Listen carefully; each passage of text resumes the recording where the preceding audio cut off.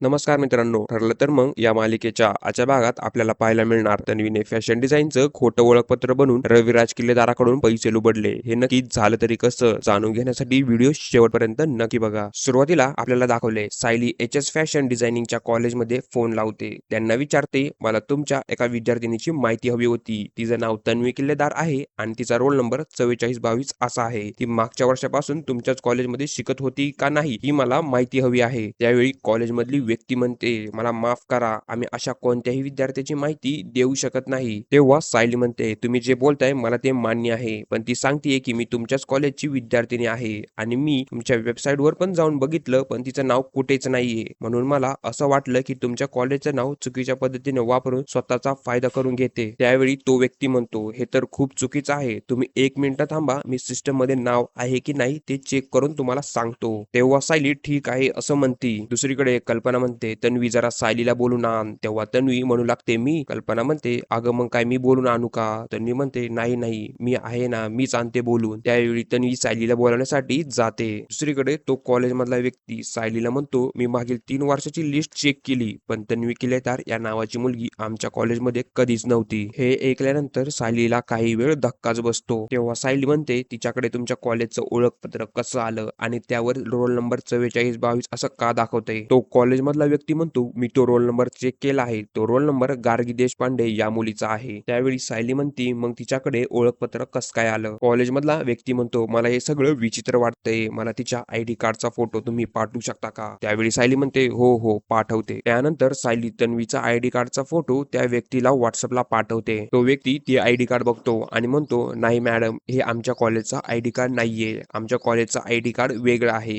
हे ID card मला तर फेकच वाटतंय. आणि त्याच वेळी तन्वी सायलीच्या रूमचा दरवाजा उघडते आणि म्हणते, सायली. तेव्हा सायली त्या फोन चालू असलेल्या व्यक्तीला म्हणते, तुम्ही 1 मिनिट थांबा. प्रिया सायली जवळ येते आणि म्हणते, अगं आई तुला खाली जेवायला बोलवतीये. तेव्हा सायली प्रियाला म्हणते, तू हो पुढे, मी येतेच. त्यावेळी प्रिया म्हणते, तू महत्वाच्या कॉलवर होती का? सायली तिला वेगळ्याच भाषेत म्हणते, प्रिया तू आता जातीयेस ना? त्यावेळी प्रिया तू निघून जाते. तेव्हा सायली त्या व्यक्तीला म्हणते, तुम्ही मला खात्रीने सांगू शकता का हे ओळखपत्र खोटं आहे? तो कॉलेजचा व्यक्ती म्हणतो, हो, कारण त्या ID वरती आमच्या कॉलेजचा शिक्काच नाहीये आणि तुम्ही जर त्या ID कार्डला नीट बघितलं ना तर तुम्हाला कळेल की ID कार्ड खोटं आहे. तेव्हा सायली म्हणू लागते, तुम्ही मला लिहून देऊ शकता का? ही मुलगी आमच्या कॉलेजमध्ये कधीच शिकत नव्हती आणि हिनी कधीच आमच्या कॉलेजमध्ये ऍडमिशन सुद्धा घेतलं नाही. तो व्यक्ती म्हणतो, हो, शेवटी आमच्या कॉलेजच्या रेप्युटेशनचा प्रश्न आहे. कोणीतरी चुकीच्या पद्धतीने आमच्या कॉलेजचा वापर करत असेल ना, त्याला उघडकीस आणण्यास आम्ही नक्की मदत करू. मी ते लेटर आजच पाठवतो. तुम्ही मला तो ऍड्रेस सांगा. सायली म्हणते, ठीक आहे, आणि त्याची एक कॉपी माझ्या फोनवर पण पाठवा. असं म्हणून ते दोघं फोन ठेवतात. इकडे सायली म्हणू लागते, प्रिया तुला वाटत होतं ना तुझ्या पाप कधीच बाहेर येणार नाही, आता मी तुझ्या पापांचा सगळा हिशोब लावणार आहे. दुसरीकडे संध्याकाळच्या वेळेस सायली आणि अर्जुन रूम मध्ये असतात. सायली अर्जुनला म्हणते, तुमच्या हाती नाही लागलं काही, पण माझ्या हाती नक्कीच लागलं. तेव्हा अर्जुन म्हणतो, म्हणजे काय केलंस तू? सायली अर्जुनला प्रियाचं कॉलेजमधलं ओळखपत्र दाखवत. अर्जुन म्हणतो, हे तर फॅशन डिझायनिंगचं आहे. तेव्हा सायली म्हणू लागते, हे दिसतंय तसं नाहीये, म्हणजे मुळात ही प्रिया कधी या कॉलेजमध्येच गेलीच नाही. अर्जुन म्हणतो, काय? हे कसं शक्य आहे? तेव्हा सायली सांगू लागते, मी कॉलेजमध्ये फोन करून विचारलं, ते म्हणाले हे ओळखपत्र खोटं आहे. त्यावेळी अर्जुनला समजतं, ही प्रिया कधी फॅशन डिझायनिंगच्या कॉलेजमध्ये गेलीच नाही. ती फक्त रविराज किल्लेदाराकडून पैसे उकळत होती. सायली म्हणते, जी मुलगी कधी तिच्या आईबाबांशी खरी बोलली नाही तर तिच्याकडून अशीच काहीतरी अपेक्षा होती. त्याच वेळी अर्जुनला एक फोन येतो. तो फोन अननोन नंबरवरून येतो. त्याच्याकडून वंदनाचा नंबर सापडतो. आता अर्जुन आणि सायली जवळ वंदनाचा नंबर असतो. अर्जुन वंदनाला फोन लावून सायली जवळ देतो. तेव्हा सायली म्हणते, तुम्ही वंदना बोलताय ना? तेव्हा वंदना म्हणते, हो मीच बोलतीये, पण तुम्ही कोण? तेव्हा सायली म्हणते, मी सायली सुभेदार. आम्हाला बबली बद्दल माहिती जाणून घ्यायची आहे, कारण तिने आमचं खूप नुकसान केलंय. त्यावेळी वंदना पण म्हणते, तिने माझं पण खूप नुकसान केलंय, जे आम्ही आजपर्यंत बघतोय. तुम्ही मला लवकरात लवकर भेटा, म्हणजे मी तुम्हाला त्या बबलीची सगळी माहिती सांगते. तर प्रेक्षकांनो, पुढील एपिसोड मध्ये सायलीला वंदनाकडून कळतं की बबलीच्या पाठीवर एक भाजलेली खून आहे, पण आता ती खून प्रियाच्या पाठीवर आहे की नाही हे आपल्याला उद्याच्या भागात कळणार आहे. त्यासाठी आपल्या चॅनलला सबस्क्राईब नक्की करा आणि असाच सपोर्ट राहू द्या.